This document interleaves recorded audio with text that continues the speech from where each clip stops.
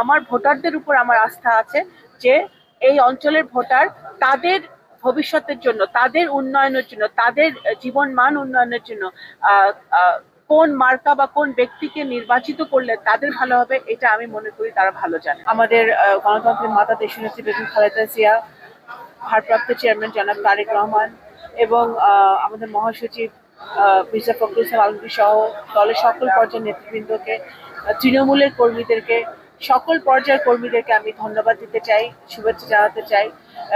আমি তাদের কাছে ঋণী যে আমি গত দুইবার বাংলাদেশ জাতীয়তাবাদী দল আমাকে মনোনয়ন দিয়েছে ফরিদপুর 2 নগরকান্দা 7 থেকে।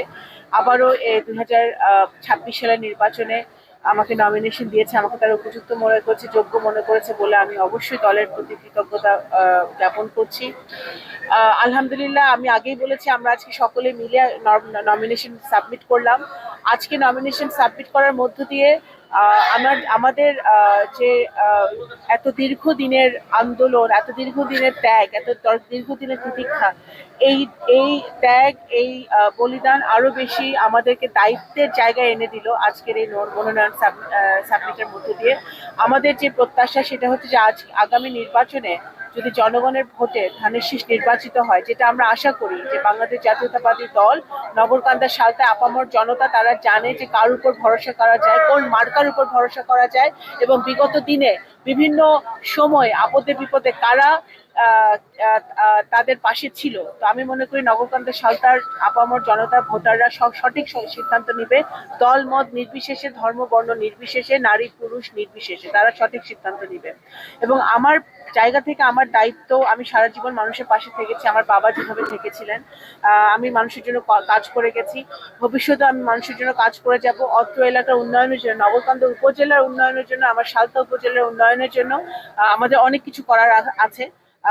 এখানে আমি সবচেয়ে বেশি জোর দিতে চাই দুটো জিনিসে, যেটা হচ্ছে যে সারা বাংলাদেশে তো বটেই, কিন্তু বিএনপি দুর্নীতি মোচনে একেবারে বদ্ধপরিকর।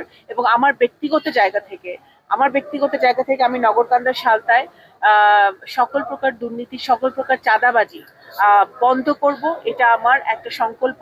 এটা যদি দলের লোক হয় বা আমার কাছের লোক হয়, তারপরেও সেটা হলেও কিন্তু আমি যে কোনো মূল্যে এখানে দুর্নীতি এবং চাঁদাবাজি, দখলবাজি এগুলো আমরা যদি চলতে থাকে এগুলো আমাদের বন্ধ করতে হবে, এটা আমার দৃঢ় সংকল্প।